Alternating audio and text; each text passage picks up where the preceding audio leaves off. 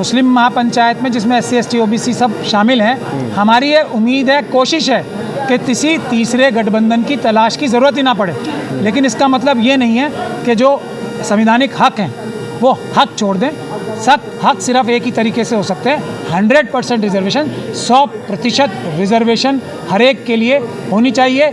अगर कोई धार्मिक ग्रुप भी है तो उसमें जो सब ग्रुप है ना उसके, या कोई जाति भी है उसके अंदर सब जातियां भी हैं, उसको भी उसकी संख्या के हिसाब से ही रिजर्वेशन मिलनी चाहिए। इस बात का भी हमारी मांग है। अब ये कमेटी बन गई है, हम सभी पॉलिटिकल पार्टी से सबसे पहली रिक्वेस्ट ये भी करेंगे कि सब मिलकर, और हम मिशन सेव कॉन्स्टिट्यूशन तो पहले ही ऐलान कर चुके हैं, EVM के खिलाफ एक बड़ा आंदोलन सड़क पे शुरू किया जाएगा, उसका भी हम ऐलान पहले ही कर चुके हैं। अब 18 के बाद, आज के बाद हम उसका तारीख भी मुकर्रर की जाएगी। चीफ जस्टिस ऑफ इंडिया, मैं कह रहा हूँ जुडिशरी के सारे जजेस जनता के नौकर हैं, चीफ मिनिस्टर्स हमारे नौकर हैं, प्रधानमंत्री हमारे नौकर हैं। अगर नौकर जो पार्लियामेंट है वो हमारी नौकरों से भरी हुई है, क्योंकि MP हमारे नौकर होते हैं, तो अगर नौकर जो वादे करते हैं, जिस शराइत पे हमने उन्हें नौकरी दी थी, अगर वो वादा खिलाफी करें तो क्या मालिक जो है बिल्कुल बेसहारा हो जाएंगे?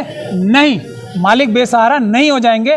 मालिकों के पास जो रास्ता संविधान ने, बाबा साहब डॉक्टर भीमराव अंबेडकर के संविधान ने दिया है, मालिकों का रास्ता है पीसफुल प्रोटेस्ट। सरकारों को मजबूर किया जाए, MP MLAs को, चीफ मिनिस्टर्स को, प्राइम मिनिस्टर को ये कहा जाए कि इस मामले में आप हमारी रिजर्वेशन जो ख़त्म कर रहे हो, जो सेंसस नहीं करा रहे हो OBC का, इसलिए हमने आपकी ताकत जो हमने दी थी आपको वो हमने वापस ले ली। ये है पीसफुल प्रोटेस्ट का, ध्यान से सुननी चाहिए थी, शायद आप लोगों ने नहीं सुनी।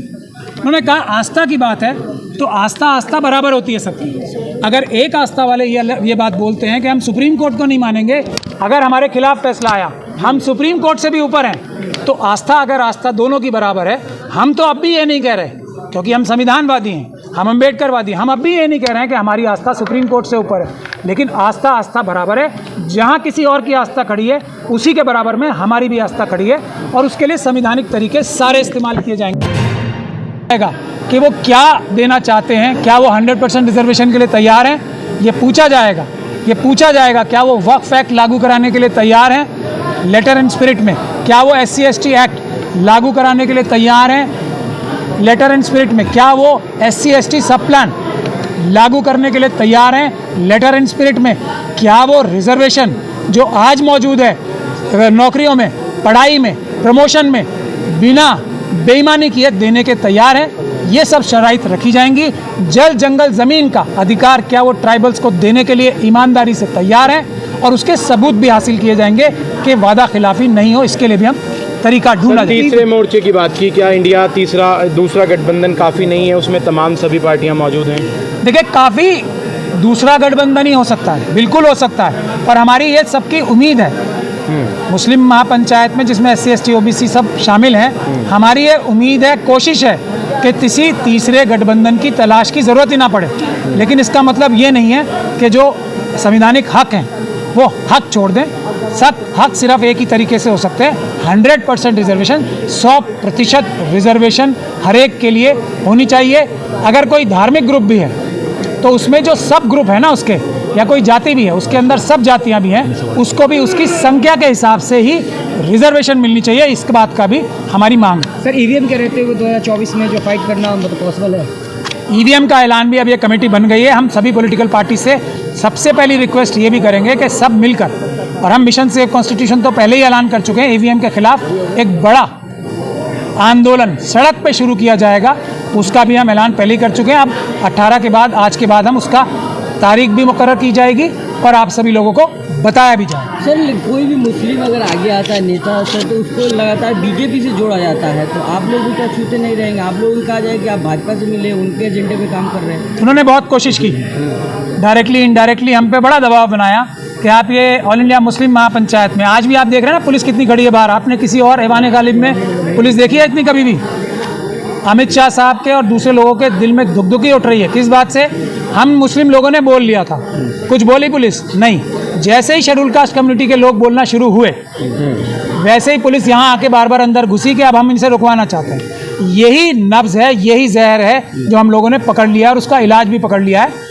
आपको देखिए, हमसे RSS चाहती है कि हम भी बाकी लोगों की तरह सिर्फ और सिर्फ मुसलमानों की बात करें। तब हमें क्या लालच दिया जा रहा है? सारे टेलीविज़न, सारी मीडिया आपको कवर करेगी, प्रोमिनेंटली कवर करेगी। आपको बसेस का इंतजाम कराया जाएगा, आपको वसाइल दिलवाए जाएंगे, आपको हर सुविधा मुहैया कराई जाएगी। लेकिन अगर आप मुस्लिम महापंचायत में SC ST OBC और माइनॉरिटी की बात करेंगे तो आपको नहीं करने दिया जाएगा।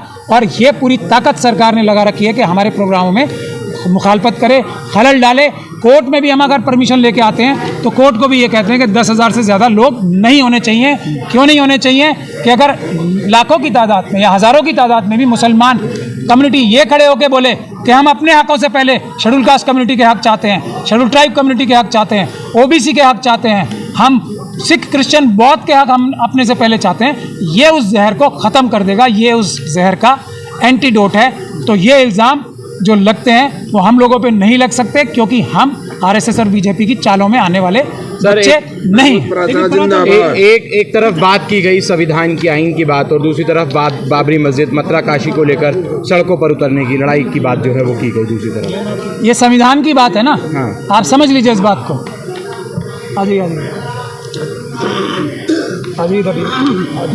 ये जो प्रोटेस्ट की बात होती है, ये जो प्रोटेस्ट की बात होती है, ये किस लिए होती है? ये प्रोटेस्ट की बात इसीलिए होती है, ये भी संवैधानिक अधिकार है ना। पीसफुल प्रोटेस्ट संविधान का सबसे बड़ा रास्ता है। जनता जो है हमारे देश की, वो जनता देश की मालिक है। चीफ जस्टिस ऑफ इंडिया, मैं कह रहा हूँ जुडिशरी के सारे जजेस जनता के नौकर हैं, चीफ मिनिस्टर्स हमारे नौकर हैं, प्रधानमंत्री हमारे नौकर हैं। अगर नौकर जो पार्लियामेंट है वो हमारी नौकरों से भरी हुई है, क्योंकि MP हमारे नौकर होते हैं। तो अगर नौकर जो वादे करते हैं, जिस शराइत पे हमने उन्हें नौकरी दी थी, अगर वो वादा खिलाफी करें तो क्या मालिक जो है बिल्कुल बेसहारा हो जाएंगे? नहीं, मालिक बेसहारा नहीं हो जाएंगे। मालिकों के पास जो रास्ता संविधान ने, बाबा साहब डॉक्टर भीमराव अम्बेडकर के संविधान ने दिया है, मालिकों का रास्ता है पीसफुल प्रोटेस्ट।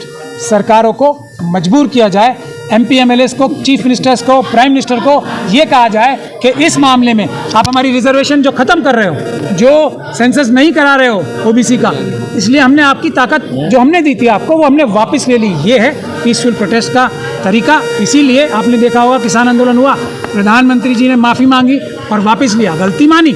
इसी तरीके से ये सबसे बड़ा संवैधानिक तरीका है पीसफुल प्रोटेस्ट का। तो जनता के हाथ में पीसफुल प्रोटेस्ट होता है। नौकरी साहब ने कहा कि हम जो ज्ञानवापी को नहीं गिरने देंगे, बचाएंगे, उसको रोड पे आना पड़ेगा, ऐसा बोल रही है वो। मैंने वही बोला ना, प्रदर्शन। देखिए, एक बहुत अच्छी बात तौकीर रज़ा साहब ने कही, वो आप लोगों को ध्यान से सुननी चाहिए थी, शायद आप लोगों ने नहीं सुनी। उन्होंने कहा आस्था की बात है तो आस्था बराबर होती है सबकी। अगर एक आस्था वाले ये बात बोलते हैं कि हम सुप्रीम कोर्ट को नहीं मानेंगे, अगर हमारे खिलाफ फैसला आया, हम सुप्रीम कोर्ट से भी ऊपर हैं, तो अगर आस्था दोनों की बराबर है, हम तो अब भी ये नहीं कह रहे, क्योंकि हम संविधानवादी हैं, हम अम्बेडकरवादी, हम अब भी ये नहीं कह रहे हैं कि हमारी आस्था सुप्रीम कोर्ट से ऊपर है, लेकिन आस्था बराबर है। जहाँ किसी और की आस्था खड़ी है, उसी के बराबर में हमारी भी आस्था खड़ी है, और उसके लिए संवैधानिक तरीके सारे इस्तेमाल किए जाएंगे, ये हम वादा करें। सर, आप चुनाव लड़ोगे भविष्य में? आप भविष्य में बनाने की बात हुई है, 24 की बात कर रहे हैं सर आप। MP बनना कोई मुश्किल काम है। एक हमारे चीफ जस्टिस साहब थे, अभी बाबरी मस्जिद का इस्तीफा देके, बाबरी मस्जिद का फैसला देके उनका रिटायरमेंट हुई, उनको राज्यसभा की सांसदी फौरन मिल गई। उन्होंने कहा मेरे लिए ये भी छोटी बात है। तो आप ये बात समझिए, अगर ज़मीर फरोशी की बुनियाद पे अपने भारत की जनता के, ख़ास तौर पे SC ST OBC और माइनॉरिटी की इंटरेस्ट कॉम्प्रोमाइज़ करके, उनका हक तलफी करके MP MLA बनना होता तो मैं आपसे 25 साल पहले या 30 साल पहले बन चुका होता। MP MLA बनना ज़रूरी नहीं है, पार्लियामेंट में बहादुर MP, हमारे देश में बहादुर नेता पैदा करने की ज़रूरत है जो संविधान के हिसाब से देश चलवा सके। MP MLA तो हमारे जैसे लोग कभी भी बन जाएंगे। अभी मैं थोड़ा सा ज़मीर फरोशी कर लूँ, अभी मुझे कोई भी पार्टी अपना MP MLA बना देगी। अभी मौलाना तौकीर रज़ा थोड़ा सा कॉम्प्रोमाइज़ कर लें, कोई भी पॉलिटिकल पार्टी इन्हें MP MLA मिनिस्टर बना देगी। लेकिन फिर हम अल्लाह को क्या मुंह दिखाएंगे? ये है बुनियादी बात। MP MLA बनना ज़रूरी नहीं है, अपने MP MLA जिता के लाना बड़ी बात है, हम उस काम पे लगे हुए हैं। ईमानदार MP MLA जिता के लाना बड़ी बात है, हम उस काम पे लगे हुए हैं।